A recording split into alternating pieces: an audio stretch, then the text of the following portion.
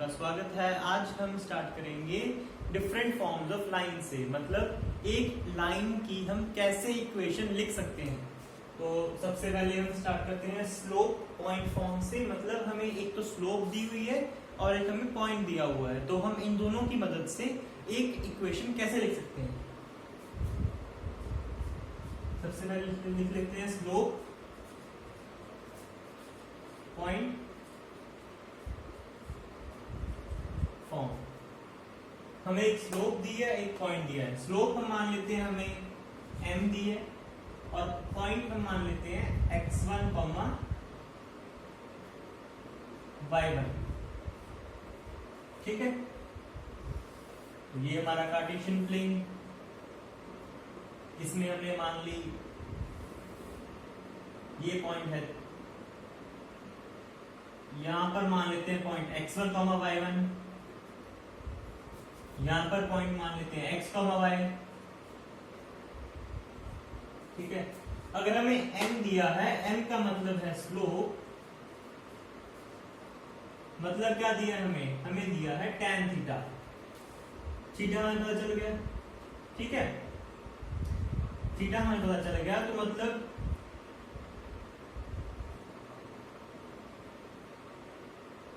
ये एंगल भी थीटा होगा। ये पैरेलल लाइंस है ना, पैरेलल लाइंस है, ठीक है। तो हम tan थीटा क्या लिख सकते हैं? tan थीटा ये है y, ये है y1, तो ये क्या हो गया? y minus y1। और ये क्या हुआ? इसकी लेंथ कितनी हुई? x minus x1। ठीक है, तो हम लिख सकते हैं y minus y1 upon x minus x1 is equals to tan theta किसके बराबर है? m के बराबर है, m। तो हमारे पास अगर इसको एक साइड लेकर जाएं तो क्या बनेगा? y minus y1 is equals to m into x minus x1। इस इक्वेशन को हम बोलते हैं स्लोप पॉइंट फॉर्म। देखो, इसमें स्लोप भी यूज हो गई और एक पॉइंट भी यूज हो गया। ठीक है, नोट कर लो उतने।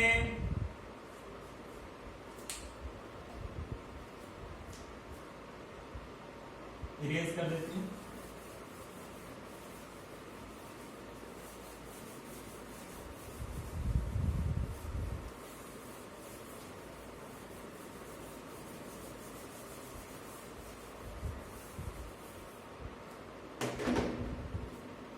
सेकंड हम करेंगे स्लोप इंटरसेप्ट फॉर्म, मतलब एक हमें दी है स्लोप,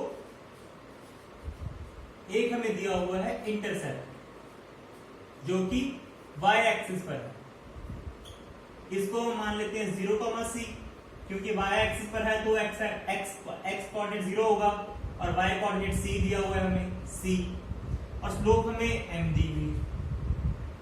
ये है second form, slope intercept form. इसकी इक्वेशन कैसे लिखेंगे? ये भी कुछ पहले सिमिलर ही है, लेकिन थोड़ा देख लेते हैं। ये पॉइंट है 0, c, ये है y इंटरसेप्ट, इसको y इंटरसेप्ट बोलते हैं। याद रखना, जो लाइन जहां पर y एक्सिस को कट करे उसे हम y इंटरसेप्ट बोलते हैं। अगर x एक्सिस को यहां पर कट कर रही है तो हम इसे x इंटरसेप्ट बोलेंगे। ठीक है, ये जा रही है लाइन, यहां से पास हो रही है। ये हमें दिया हुआ है थीटा, क्योंकि m जो है वो है स्लोप, तो स्लोप होता है tan थीटा। tan थीटा यहां पर मान लेते हैं point x, y। x, y अगर माना तो ये लेंथ क्या होगी? ये लेंथ होगी y माइनस c। ये लेंथ क्या होगी? ये लेंथ हुई x। ठीक है, अगर ये थीटा है तो ये भी थीटा, तो हम क्या लिखेंगे? y minus c upon x is equals to tan theta, जो कि m के बराबर है। इसको रीअरेंज करके क्या लिखेंगे? y minus c is equals to m into x। Multiply हो जाएगा, तो क्या लिखेंगे y is equals to mx plus c। बहुत इंपॉर्टेंट लाइन है ये, लाइन की फॉर्म बहुत इंपॉर्टेंट है, इसको मार्क कर लो, इसको याद करना है।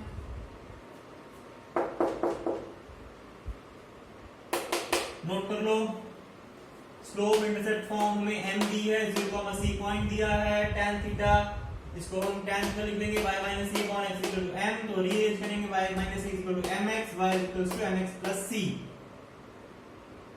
ठीक है, अभी थर्ड फॉर्म की तरफ मूव करते हुए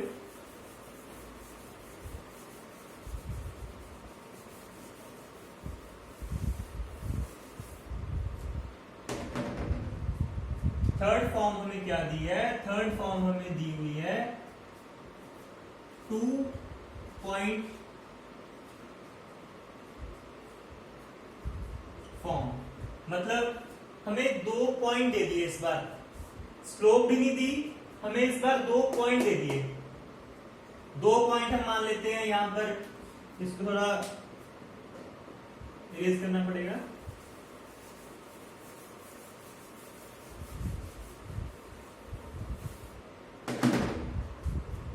मान लेते हैं कि ये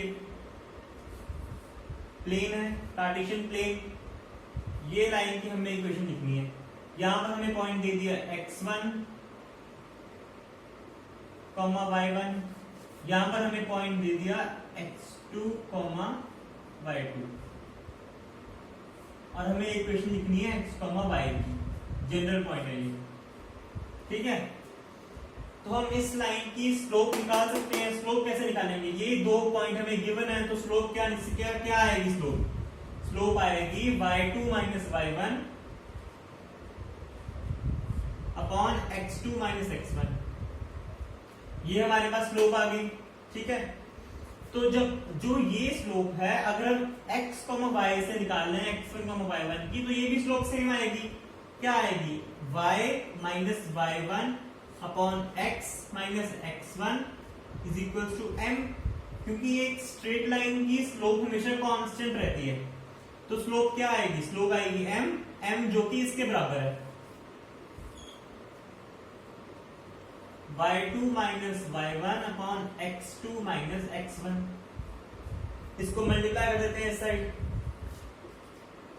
y minus y1 is equals to y2 minus y1 upon x2 minus x1 into x minus x1।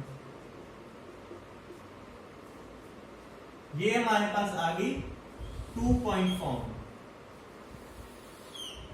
कुछ भी नहीं किया, जो हमने पहले फॉर्म पढ़ी थी स्लोप पॉइंट फॉर्म, उसको हमने 2 पॉइंट से पहले स्लोप निकाल ली, फिर तो बस सेम ही किया, 2 पॉइंट से हम सिर्फ स्लोप निकाल रहे हैं।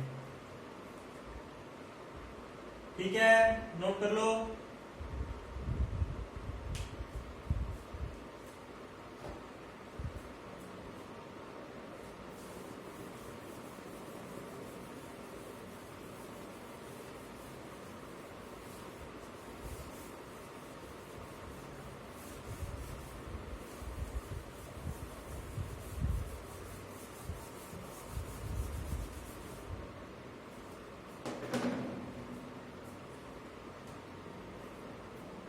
अच्छा, मान लो कि हमें 2 इक्वेशन गिवन है, a1x plus b1y plus c1 equals to 0, और हमें एक और इक्वेशन गिवन है a2x plus b2y plus c2 equals to 0।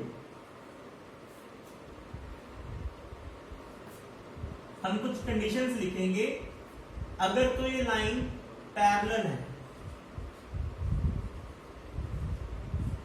Parallel पर क्या कंडीशन बनेगी, इनकी स्लोप इक्वल होगी।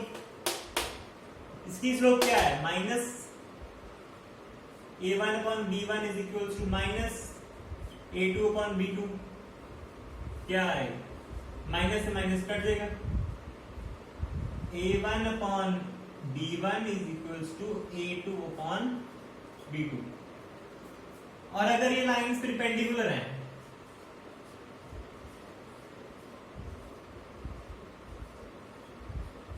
परपेंडिकुलर, तो क्या होगा, इन दोनों की स्लोप्स का प्रोडक्ट -1 होगा। m1 m2 is equals to -1. This implies minus a1 upon b1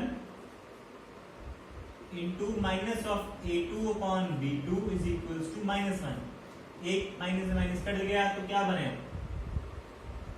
हमारे पास आया इसको इस साइड लेके a1 a2 is equals to minus b1 b2. This implies a1 a2 plus b1 b2 is equals to 0. ये equation है दो lines के perpendicular होने की। अगर ये लाइंस कोइंसिडेंट है, कोइंसिडेंट मतलब ये दो लाइंस है ही नहीं, एक ही लाइन है, बस हमें लिखा कैसे हुआ है, जैसे मान लो कि ये एक लाइन है 2x plus 3y is equals to 5, एक हमें एक और लाइन दे दी, हमें दे दी 4x plus 6y is equals to 10। ये दो लाइंस डिफरेंट थोड़ी हैं, हम क्या करेंगे यहाँ से 2 का फैक्टर कॉमन लेके 2x plus 3y is equals to 5, ये सेम ही लाइंस आ गई, ये दो डिफरेंट लाइंस नहीं है, सेम ही लाइन है, ठीक है। तो क्या आई हमारे पास कंडीशन, अगर कोइंसिडेंट है,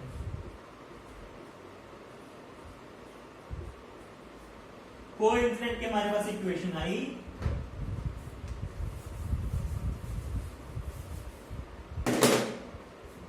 अगर a1 upon b1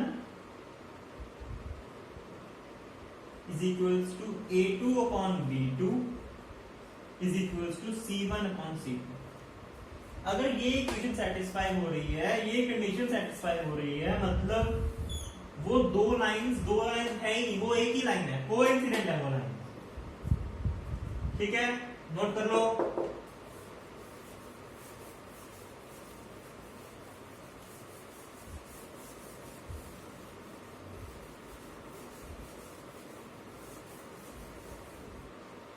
फ्रेंड्स आज के लिए इतना ही। आज हमने 3 फॉर्म ऑफ इक्वेशन पढ़ी और हमने कुछ कंडीशंस पढ़ी।